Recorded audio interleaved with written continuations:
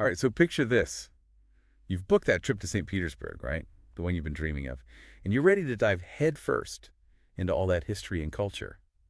But maybe, you know, maybe you'd like to do it without, you know, breaking the bank on those entrance fees. Well, you're in luck, because today we are diving deep into how to experience the best of St. Petersburg, totally free. Seriously, we're talking about those bucket list sites in St. Petersburg. The ones so grand-soaked in history that you'll practically be looking around for the donation box, wondering if they forgot to put it out. It's true. You can get a real feel for Russia just by wandering around for free. And we're not just talking about parks. No, not just parks, although those are amazing too. We're talking about places like Palace Square. Ugh, Palace Square. It's practically a history lesson come to life. You're standing in this massive square, so visually stunning, and you realize that you're in the very spot where some of the most pivotal moments in Russian history happened. Yeah, our sources describe it as feeling the pulse of history.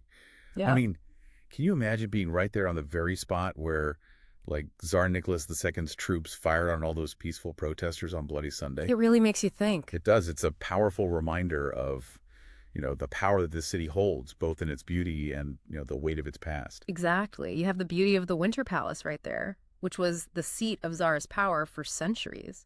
And it makes you think about those revolutions and uprisings. Not to mention the architecture. I mean, it's like stepping into a postcard, the Winter Palace with that green and white. It's just iconic. And then the General Staff Building with that incredible arch and right in the center, the Alexander Column. All right there. And free to visit. It really speaks to the freedom of exploring a city. Yeah. Like, you can just wander through this open-air museum and take it all in.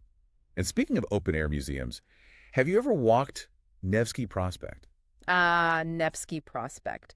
If Palace Square is the heart of St. Petersburg, then Nevsky Prospect is like its lifeblood, this bustling avenue that seems to go on forever. It does. It's over 4 kilometers long. And it's pulsing with this energy, this history. It's amazing. And don't forget about the people watching. It's incredible. Our sources described it as a living canvas, which I love because it really is this blend of the historical and the present day, all in one. You've got your magnificent cathedrals, like Kazan Cathedral. Have you seen that one? With the huge columns in front. Oh, of course. It's that neoclassical design that's so striking. You know, it was actually modeled after St. Peter's Basilica in Rome. Oh, really? Yeah. I didn't know that. Yeah, it was built to celebrate Russia's victory over Napoleon in 1812, so you can imagine how quickly it became a symbol of national pride. Oh, for sure. And speaking of architectural marvels just down the street, Yeah. you've got the Stroganov Palace. Have you seen that one? Oh, it's a beautiful building. A great example of Russian Baroque architecture. And then a little further down, you hit the Singer House. Which is a beautiful example of Art Nouveau architecture. Right. It's like a crash course in architecture, just walking down the street. Yeah. And alongside all of that, you've got the street performers and musicians and cafes. It's electric.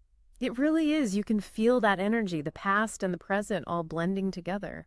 You know, sometimes I just like to imagine what it would have been like to walk those streets. You know, back when Peter the Great was Tsar. I know what you mean. It's like you can almost feel the layers of history beneath your feet. You know, St. Petersburg has got that energy, but it also does a pretty good job at tranquility as well. Yeah. Well, absolutely. After you've had your fill of Nevsky Prospect, you're ready for a little peace and quiet. Exactly. And luckily, St. Petersburg has that in spades. Yeah. Just a quick walk from Nevsky, you can be in the Summer Garden or Alexander Garden. Oh, yeah. Have you been to those? Many times. They're like these little pockets of peace right in the middle of the city. It's kind of amazing how you can go from that bustling avenue to being surrounded by nature, like a whole different world. I know. You walk through those wrought iron gates and suddenly you're surrounded by these perfectly manicured hedges and you know, fountains. And all those marble statues just peeking out at you from the trees. You know, the Summer Garden is a really good example of early 18th century landscaping. Peter the Great actually had it designed in that very symmetrical, geometric style that was popular in Europe at the time. I did not know that. So some of these gardens have been around since the 1700s. That's wild. It is. And you know, what's really cool is that each season brings a whole new look to the garden. So like in the spring, you have your tulips blooming, and then in the fall, the foliage is just magnificent. It's like a constantly changing painting. And what about all those statues? Are they significant or just decorative? Oh, they all have meaning. Most of them depict figures from Greek and Roman mythology. Oh, wow. So it's like a little art history lesson while you're strolling through the park? Precisely. And then right next door, you have Alexander Garden, which features monuments to some of Russia's biggest historical figures. Yeah, I read about that one. You can find statues of everyone from like famous poets to emperors. It seems like a cool way to put faces to the names you read about in history books. It is. It's a good place to wander around, you know? Maybe have a picnic lunch and just soak up the atmosphere. And speaking of atmosphere, we've got to talk about Kazan Cathedral and St. Isaac's Cathedral. Oh, yes. Those are definitely on the must-see list for anyone visiting St. Petersburg. Absolutely. They're both such beautiful examples of the diversity of architecture that you find all over St. Petersburg. And they both tell these fascinating stories about the city's past. Okay, so let's start with Kazan Cathedral. What's the connection to St. Peter's Basilica in Rome?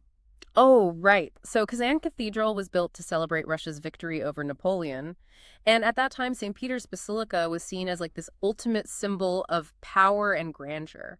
So it makes sense that Russia would want to model their victory cathedral after such an iconic structure. It's like they were making a statement, you know? Yeah, for sure. Yeah. And, the interior is just as impressive. Soaring ceilings, beautiful mosaics. It's really an awe-inspiring space.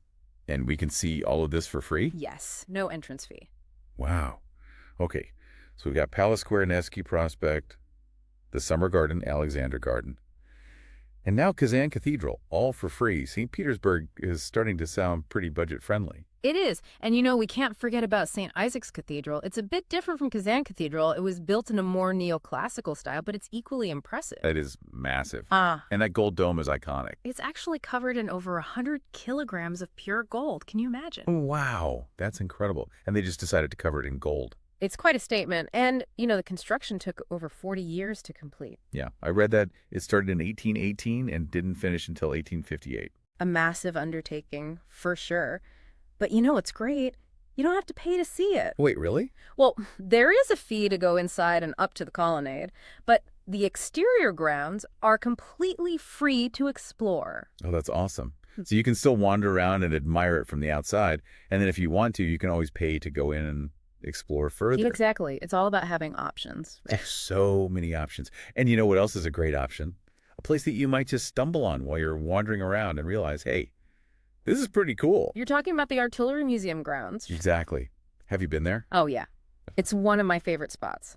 It's funny how many people miss it. Really? Yeah. Why do you think that is? I don't know. It's not one of those big name attractions that you see on all the postcards, but it's so cool. It's just walking along and then boom, you're face to face with centuries of military history. It's like an outdoor museum, right? Basically, you've got everything from cannons to tanks to missile systems all just out in the open. So what am I going to see there? Like, what kind of stuff? Oh man, where do I even begin? You'll see cannons from like the time of Peter the Great, and then you've got your mortars and howitzers from various wars. And then you get into the 20th century with the tanks and armored vehicles. It's really amazing. So it's not just for like military buffs or history nerds? No, not at all. I mean, it's one thing to read about this stuff in a book, but to actually see these weapons up close and personal, it really gives you a different perspective, Yeah, I can imagine. And the setting is really cool, too. You've got these big classical museum buildings surrounding the grounds. It's very picturesque. Okay, so we've covered a lot of ground today. Everything from grand palaces and bustling avenues to peaceful gardens, and now even a military museum. But the one thing that ties it all together is that it's all free. That's right. You can experience all of this without spending a single ruble. It's pretty amazing when you think about it. St. Petersburg is a city that's just overflowing with history and culture. And the best part is you don't need to break the bank to experience it. Exactly.